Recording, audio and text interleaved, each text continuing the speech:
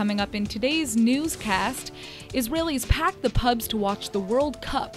Police prepare to evacuate Jewish homes for demolition in the West Bank. And at long last, Gadot drops the first sneak peek of Wonder Woman 2.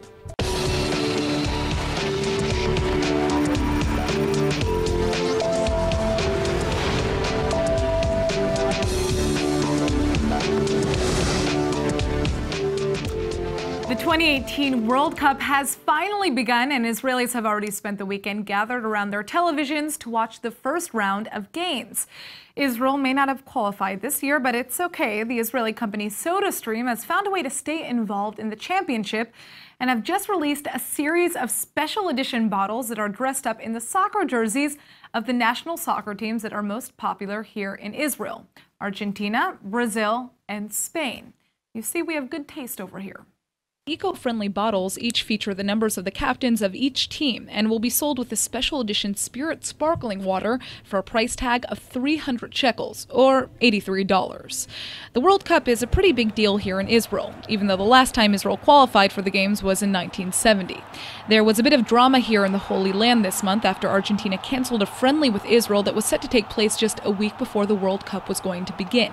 The whole affair took place after the Israeli government relocated the game from Haifa to Jerusalem, causing outrage across the world. But Team Argentina says the match was really just canceled due to health and safety concerns. Either way, Israelis still seem to be cheering for Argentina, and clearly SodaStream is. The company is known for its amazing system that allows users to make sparkling water at home, and this isn't the first time that they've celebrated a world event with their eco-friendly device. For the British royal wedding, SodaStream also launched a series of special edition bottles with decorative British hats. They were cute, but personally I think I'd rather get my hands on this World Cup series.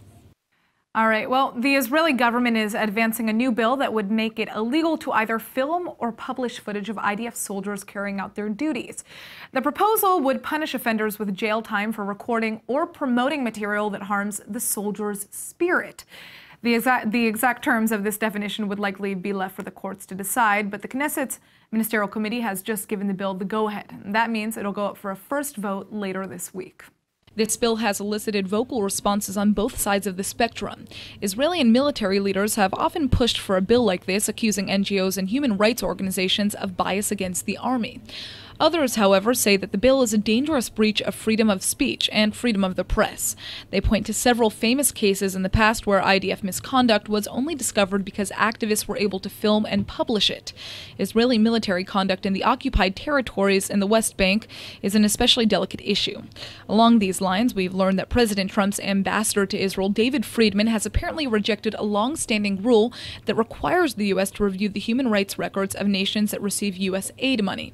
Friedman apparently argued back in October that Israel should be the sole exception to this rule. Friedman's efforts to block the U.S. from even checking the IDF's human rights record was documented in an email sent to the State Department. Friedman writes, Israel is a democracy whose army does not engage in gross violations of human rights and has a robust system of investigation and prosecution in the rare circumstance where misconduct occurs. Despite this claim, many argue that this lack of transparency is a troubling tactic for Israel to take, considering the many accusations of human rights abuses leveled at the IDF. Regardless, if this new bill is passed, it would punish offenders with a maximum of 10 years in jail for any footage that harms state security, and 5 years for anything that puts the army in a negative light. Well, joining us now to discuss the impact this legislation could have on the Israeli army is Itai Ruveni, the head of the Israel desk at NGO Monitor. Thanks for joining us. All right, so is this bill positive or negative for the Israeli army? What is your take on it? Well, we in NGO Monitor think that we're not opposing or supporting the bill. We're just thinking that there is no need for a bill in order to address this phenomenon of foreign activists, foreign citizens, activists that calling themselves human rights activists but are not. They're trying to document the IDF soldiers, but this phenomenon is well known. The IDF has been dealing with it since, I think, 2002, 2003, and we don't think you need a bill in order to deal with it. Well, what kind of transparency should the Israeli military have when it comes to, what takes place on the field? And I mean, obviously, this is a question that kind of applies to militaries in general. Of course, all the Western militaries, the militaries that conduct checkings and investigations to themselves inner investigations. Also look outside to the world of international law, of the rule of law, war laws. And I think the IDF is doing it pretty much better than almost any army in the world. The transparency, the accountability the IDF must have is towards the government who sent it to fight and towards the Israeli public. Then why is a bill like this necessary? Where does it come from? I think it's coming from a genuine feeling in the public that the thin line between documenting and interfering has been broken. The public feels that the fact that you have a bunch of political activists with cameras that misusing those footages in order to interfere the anti-terror activities that the IDF is doing, the public actually feels it's a threat. It's something that affects the IDF activity on the ground. I can tell you from my own experience as a combat soldier, still doing reserve service, just came back last week, it's a thing that the army is discussing about. And we should address it. No other army in the world will let foreign citizens just come closer to its operational activities and take a footage, and then misuse this footage in international arena, in international forums, in order to bash the IDF back. All right. Well, unfortunately, we have run out of time. For our next interview, we would like to ask you about a report that your organization has just uncovered. Well, it's not a report that the organization has released, but information that you uncovered regarding the European Union's role in funding a project that is actually promoting personal legal proceedings against IDF soldiers. With cameras, by the way. With cameras, which document operational activities. Well, that's for our next interview. Thank you so much for joining us. Thank you very much. For hundreds of millions of Muslims all over the world, this weekend marked a very special occasion, the end of Ramadan, culminating in the Eid al-Fitr holiday.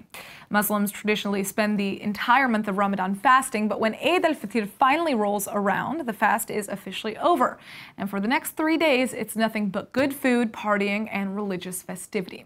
ILTV's Bgal Alone Smith is here with more on how this day was celebrated here in Israel. Thanks, Natasha. So yeah, if you've never been to an Eid al-Fitr feast, trust me, it is such an unforgettable experience. Really, really special. As soon as the sun goes down on the final night of Ramadan, it's like plate after plate of home-cooked meals and desserts. It's awesome. Families typically come from near and far to share this incredible night together. I know many families who actually spend literally weeks beforehand preparing food and baking mountains of desserts and sweets for the big day. And that means they're literally cooking while they're fasting for the entire month of Ramadan. And I can't even imagine the discipline that takes to do that. Yeah, well, nearly a fifth of Israel's population is Muslim, of course, and a lot of these communities, the whole neighborhood was up in lights. I mean, it's like a huge block party, but even in Gaza and the West Bank, this year's al-Fitr held kind of a special significance, right? Yeah, very much so. I mean, this weekend in Gaza, Hamas leaders were literally trying to rally a huge crowd at the border for protests. The turnout ended up being way less than they wanted, most likely because you had the World Cup and Eid al-Fitr going on. And at the end of the day, I think that the average Gazan is feeling, rather hopeless with the entire situation politically over there. I mean, remember, they live daily rule under Hamas rule. And the night after al-Fitr was probably the escape that they needed to have for that, that moment of hope. Hamas leaders have often been accused of politicizing both the Muslim faith and even holidays like this one. And here's what Hamas's political head said during the prayers head on the eve of al-Fitr. هذه الزحوف وهذه الألوف مصرة على أن تبقى، لذلك جئنا اليوم في يوم العيد هنا على مقربة من حدودنا مع 48 مع أرضنا في 48 لنؤكد على الاستمرار نحو فلسطين ونحو القدس ونحو العودة ونحو كسر الحصار. Well, I think that speaks volumes. I mean, Palestinian Authority President Mahmoud Abbas also took time during the al-Fitr holiday to lay a wreath at Yasser Arafat's grave. But it's important to stress that despite certain political motives, for hundreds of millions of Muslims worldwide, this holiday is really nothing short of the year's biggest celebration of life and freedom and family. No, totally agree. Eid al-Fitr lasts 3 days. It's a holiday too big for just one evening. And trust me, even after 3 days, there's still way more leftover food left for the fridge. All right, well, Brett, thank you for joining us with the details. Of course. Mere days after Israeli security forces were ordered to demolish a Jewish outpost in the West Bank, police are preparing to evacuate a second such outpost. This one consists of 13 Jewish homes on the hilltops just south of the Palestinian city of Nablus. Israel's High Court ruled several months ago that the structures had been built illegally on Palestinian-owned land. These 13 homes in the West Tappuach outpost, however, represent only half of the entire community. In a famous and fiercely debated ruling, the High Court decided that the other 18 homes would be retroactively legalized, even though they too were built on Palestinian land. The basis of the ruling, done under the state's regulation bill, allows such retroactive legalization if the settlement was built unknowingly on Palestinian-owned land. In the case of these 13 structures, however, the courts ruled that because settlers apparently knowingly built them illegally, they would therefore be slated for demolition. Israeli police have already been dispatched to the West Tappuach settlement, where they've clashed with Jewish settlers protesting the decision. If last week's images of the Netiv Havot settlement's demolition are any kind of signal, this is likely what we'll be seeing in the coming days. Judaism was born in the ancient biblical Holy Land, but does that mean that Jews today are indigenous to the region? Some believe proving that would give the State of Israel a much stronger legal claim to disputed territories. And joining us in the studio is Professor Nan Greer, who has dedicated her work to this very issue. Thank you so much for joining us. Thank you. All right, so what exactly does it mean to be indigenous to a country? Well, under the United Nations, to be indigenous to a country means first to declare oneself as indigenous, that this is the homeland of your forefathers. Secondly is to have a strong connection to the land and natural resources. Then to have a distinct culture, social and economic forms, a distinct religion, and also language. And then lastly, the resolve to continue the culture. Interesting. All right, so some argue that Judaism is just a religion and not an ethnicity. What is your response to that, especially when it comes to that indigenous claim to the State of Israel? I think that the State of Israel presents one of the world's most outstanding examples of an indigenous nation that is the only sovereign indigenous nation in the world. There's an amazing amount of evidence to prove this. How would the Jewish people benefit from being recognized as indigenous to Israel? But, I mean, what consequences would also exist if that were to happen? Well, for one, it might be able to deal with the narrative or false narrative of Jews not being indigenous in their own homelands. It might have also an effect on those populations that are not indigenous according to the international definition. So those communities would be involved in some level of conflict negotiation regarding lands, but it's not in a way denying any rights to land ownership. Interesting. All right, well, have there been any efforts that have been made to solidify Israel becoming indigenous, or the Jewish? There's been some discussion about signing the UN Declaration of Indigenous Rights, but because it states that sovereignty is not something that indigenous people have, they will have to sign it with reservation and possibly make a recommendation for amendments, because sovereignty doesn't mean that you lose your indigenous status, that you've lost the connection with who your homeland is, or where your homeland is and who your forefathers are. Interesting. All right, well, thanks for joining us, Professor. Thank you very much for the opportunity. All right, for the first time ever, a state in Spain has just endorsed the boycott, divestment, and sanctions movement against Israel. The Parliament of Navarre is located in northern Spain, and the motion to align itself with BDS received the support of all of the parties represented in the parliament, except for the center-right Popular Party, ACOM. Here to tell us more is ILTV's special correspondent, Joy Gavichon. So, Joy, what is this referendum about exactly? Thanks, Natasha. So, according to the motion, Navarre will call on the central government of Spain to support any initiative promoted by the international BDS campaign and suspend ties with Israel until Israel ceases its policy of criminal repression of the Palestinian population. That's what it says.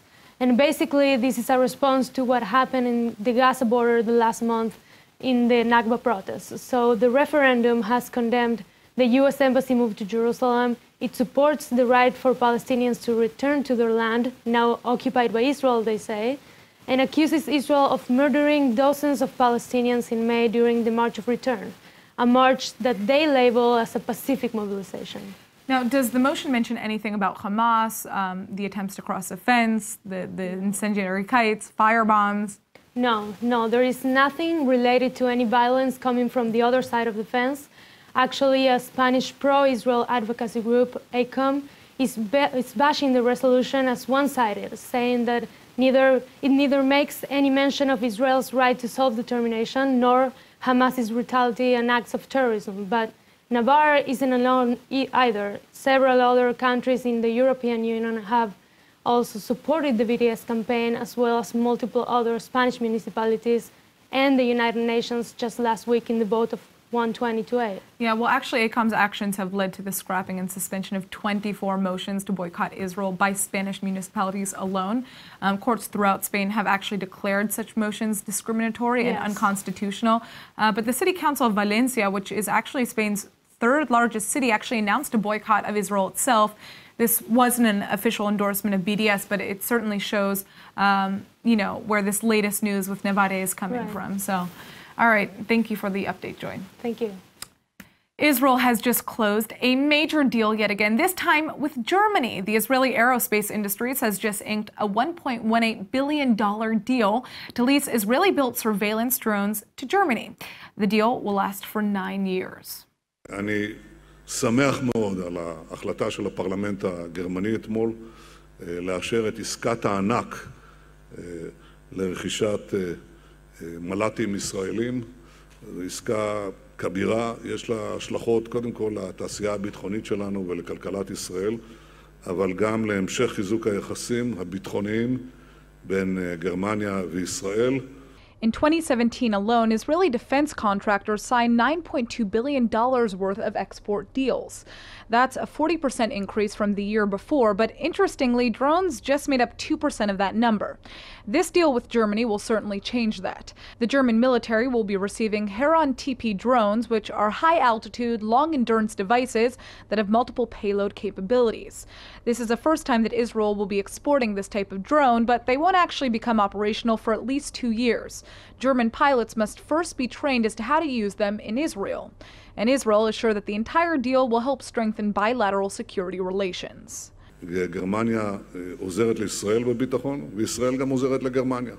ויש כאן התפתחות חשובה מאוד, ואני מבקש להודות באופן אישי לקנצלרית מרקל. The deal is really just a temporary solution for Germany. Once the contract finishes, Germany is expected to use a European drone that should be ready by then.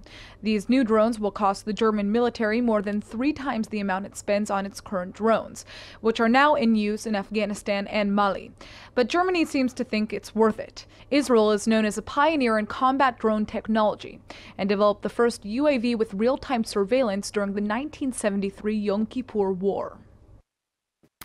The Bgal Alone House is one of the largest non-governmental institutions in Israel, and since 1986, the organization has been dedicated to shaping the future leaders of Israel while also promoting Jewish and Arab coexistence. Joining us now in the studio is the director of Beit Bgal Alone, Eran Schwartz.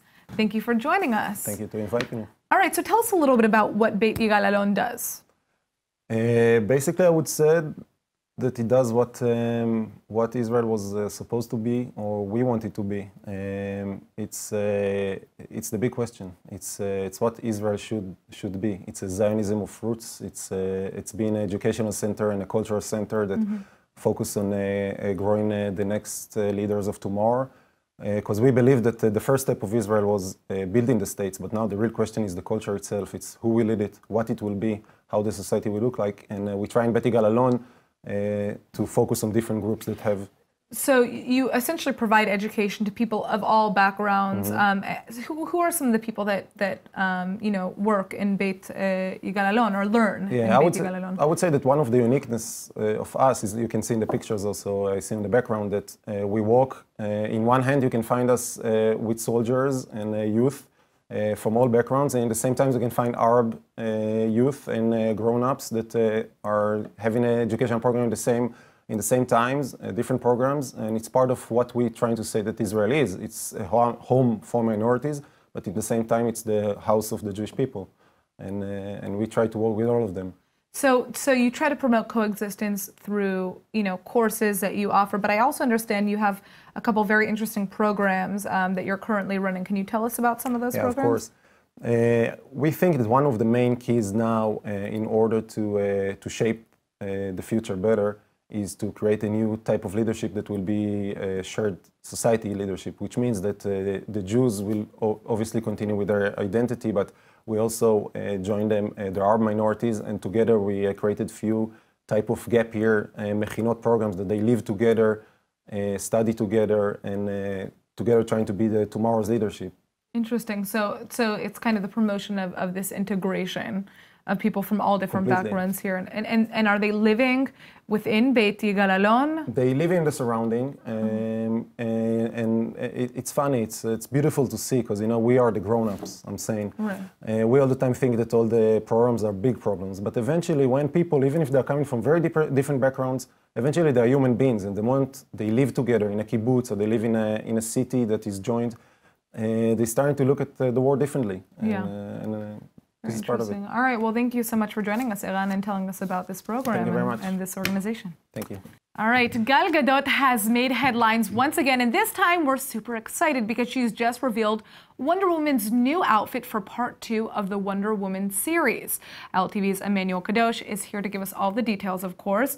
So what do we know so far regarding the movie sequel, Emmanuel? What can we get excited for? Thanks, Natasha. Well, first off, like you said, Gal Gadot tweeted a sneak peek of her latest outfit for the movie, set to hit theaters November 1st, 2019. And even though the first Wonder Woman movie broke a list of box office records and is set to be one of the most successful superhero movies of all times, reports say that the sequel, set in the year 1984, is going to be bigger than that. Not only is Gadot's new outfit a bit brighter and some would say shinier, that's definitely not what's going to make, you know, this movie such a huge success. So what can we expect from the movie? What are some of the changes that we'll be seeing, you know, obviously from the first movie? Well, first of all, 2 new characters are going to be featured in this film, one being Kristen Wiig, who will be playing the villain role of the Cheetah, which is going to be an amazing addition to the cast, and one of my favorite actors, Game of Thrones actor Pedro Pascal, who will reportedly be playing a key role in the movie Still Unknown. Both of them side by side with Gal Gadot, and the rest of the incredible cast is sure to make this movie, you know, a crazy success, and I'm so excited. Well, you know, I personally can't wait to see Kristen Wiig playing the villain role, because we're used to seeing her in comedies like Bridesmaids, Ghostbusters, obviously Saturday Night Live. Exactly. So, you know, seeing her play a more serious role is going to be interesting. But speaking of power women,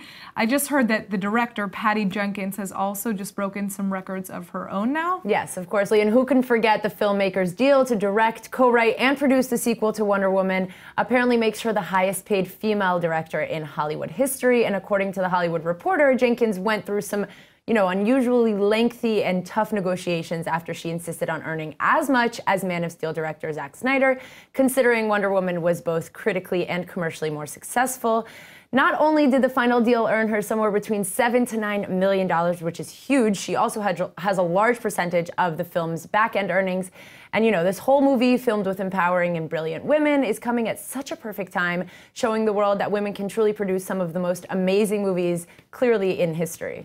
Well, there's certainly no stopping Jenkins and Gadot. And these two, I actually read somewhere that Gal Gadot's contract was initially signed to do just 3 movies with Warner Brothers.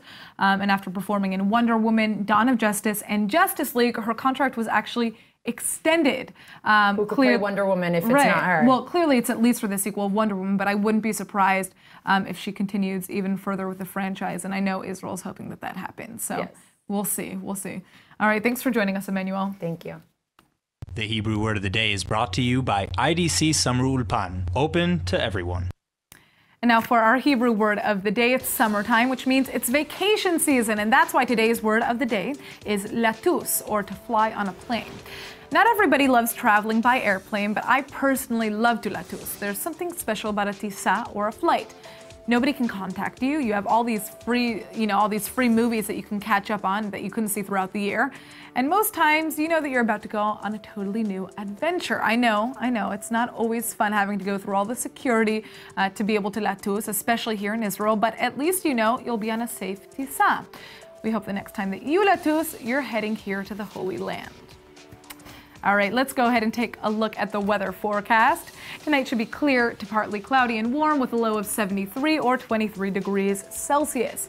Tomorrow you can expect partly cloudy skies and little to no change in temperatures. The high should be around 85 or 29 degrees Celsius.